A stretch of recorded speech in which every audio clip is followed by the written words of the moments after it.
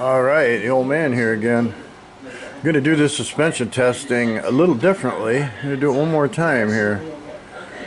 I think maybe I'll have a camera operator on the track too, so that'll help keep the camera on the way the rear end behaves on this. I've got soft, medium, that's my creation, heaviest, all 30 weight. This one's adjusted to where I have the others with the stock, just for the best feel. But I decided to just do it on one bike and switch the shock out. Less variables. Because the other one I put a different servo on, I got this brake functioning, but the other bike has an aluminum brake. I do have the aluminum arm, primarily for the adjustment, and I just adjusted the chain. It made that easier. This also has the pivot here, which I take off to pull the shock out. So the lower push rod for the lower part of the rear shock suspension makes it easier to get the shock up in there, taking that loose. And then, like I said, this has bearings. The other one's stock. I'm only buying one of whatever. If it doesn't add something, it's pointless. You're just spending money and adding weight. Aluminum adds weight, but it's not a fair comparison, I guess, with the aluminum swing arm, this with bearings in it. The other one, definitely a better brake caliper, the Trio aluminum. And then the biggest difference, and I really think this made a huge difference in the function. You can't really see it. They call this the front bulkhead. This piece right here. You know, motorcycle guy would call that, you know, your head, your cone bearings, this is the neck of the frame, essentially, but, you know, I would say some car terminology in that, calling that a front bulkhead. So anyway, this bike now has an aluminum. It's a hot racing. My suspicions are that really changed the performance, and what I did was I went out with this added as well as my shock concoction here, and man, I can't believe the difference in the way it ran. It's like the head shake disappeared. But we're going to do the test. I'm going to switch out the shocks, run it all on the same machine, try to get some close-up of how the thing lands and handles braking, etc. I finally broke mine. I'm saying finally because a couple of people, and where it broke this right off of here, split it right back, and then it broke the crash plate in the process. Well, maybe the crash plate broke and it twisted on this side. Maybe that's what causes them to break. But I've seen probably 5 people break this right here, and I know 2 of them went to aluminum, but I didn't get any kind of feedback as far as did the bike settled down. And I really think it's either this or the suspension really made this bike easier to run. It can hammer it out of the corner and it's not shaking all over the place. So for my shock test, I've got one here. The one on the left has the lightest spring they make. This is something I've come up with here. I'll explain that later. But this is what I bought. Okay, that's their shock. And it had easily 3/8 of an inch of air in that. So it was barely over half full of oil. You don't want air in it. And the caps, this is the 4th one. This was brand new out of the package. We got a bleeder screw. Look on the cap. The hole does not go through the cap, and it hasn't on any of them. I don't understand this. It doesn't even look like it. They're not going deep enough with it, but you can't bleed a shock out with that. I'll do what I did to the rest and complete the hole so I can bleed the shock. So your stock bike, it's just going to bounce on that, and I see that with them. Guys bring new bikes in here to run them. They have not done anything or looked at anything at all. They take it right out of the box and run it, and they do pretty good with them. But the rear end, and that could be why they all operate a little different. It's just these minor little things, these tiny little things make a difference. So anyway, I'm going to drill that out so I can bleed this and go. And this is the heavy spring. So I'm taking a stock shock. I'm going to put 30 weight in it. So we got our 30 weight here, and we'll get on with it. So we're going to do this testing here and then come back and talk about it.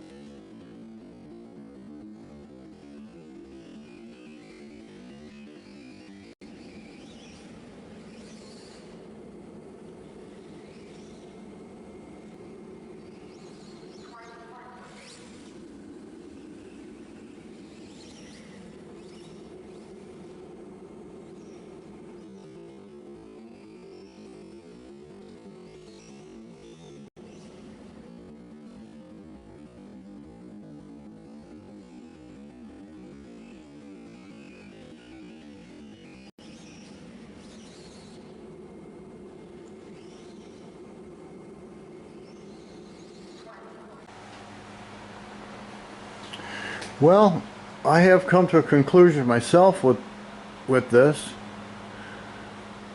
I really like the two-stage spring the best. I put well over 60 laps on this. The front brake's still doing good. That's a stock caliper. I think the aftermarkets are better. That had just a tiny bit I can hear in it. I'm not gonna lie, I hit a dirt pile one time, and that could, on that last run, I got pretty crazy. Maybe even out of control. But anyway, I'm gonna start with what I thought was the worst, which was the heavier spring. And I actually stopped and adjusted it just a little bit. It pulled the most wheelies, flat out, and we'd get out of control as far as the shake. The whole bike wanting to shake hard, getting hard on the corners with the throttle. And I tried to be as consistent as I could with the 3 as far as my driving, and put, you know, 5-6 easy laps in before I started to just get, you know, kind of panicky with it, even, which these don't really like the panic mode. You really can't just, if you're trying to catch another bike and they're not that far away from your time, you can't just flail on the throttle and make up the time. And then the head shake is part of that. So that's part of what I'm after here, is the predictability and settling it down. So next I'm going to go to the softest shock, and that's more based on the times that I got. I got under 20 seconds a couple times. I had a couple 19.9s, which I got a 19.9 with the heavier shock too, but I only got one. For the most part, they were 20.5 seconds. So the softest shock, I broke the 20-second barrier there quite a few times, but not like the dual rate system that I put on it. It just came out a lot more stable, hard in the corners. I don't know as I saw a big difference in the landing. Maybe a couple of the times I landed, I was able to brake just a little bit better, because the rear wheel was staying down on the track, and that's all relative. Did you over jump or under jump? It's relatively. That's why I try to put enough laps on to really get a good feel for it. So I'd say hands down. I ran a 19.24, I believe it was, which I'll post that. I'll get the computer readout on that.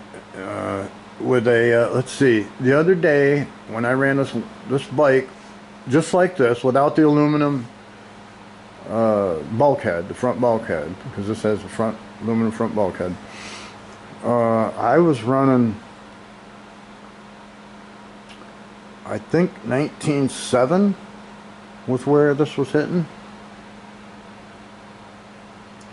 So with this dual spring, which I would put in between the soft and the hard, but I really think the dual spring does something for it, that just softening it up, again, the softest pulled the less wheelies,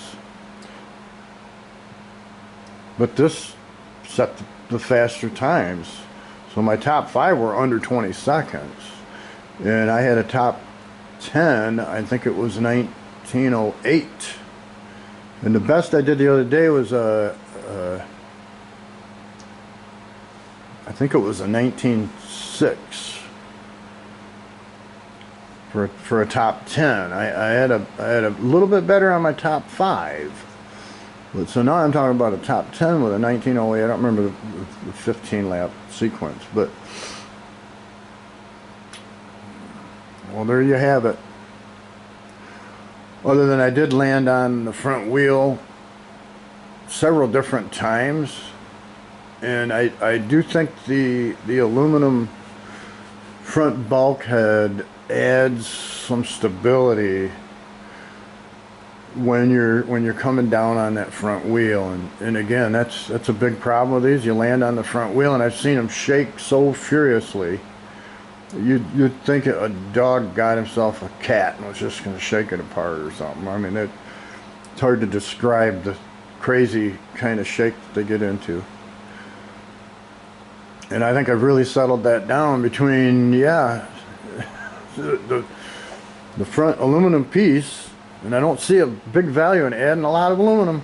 You're adding a lot of weight doing that. I tried a rear wheel, forget it. Adds a lot of weight, slows the motor down. You can't really ramp the bike up as quick because the back wheel's not spinning as quickly.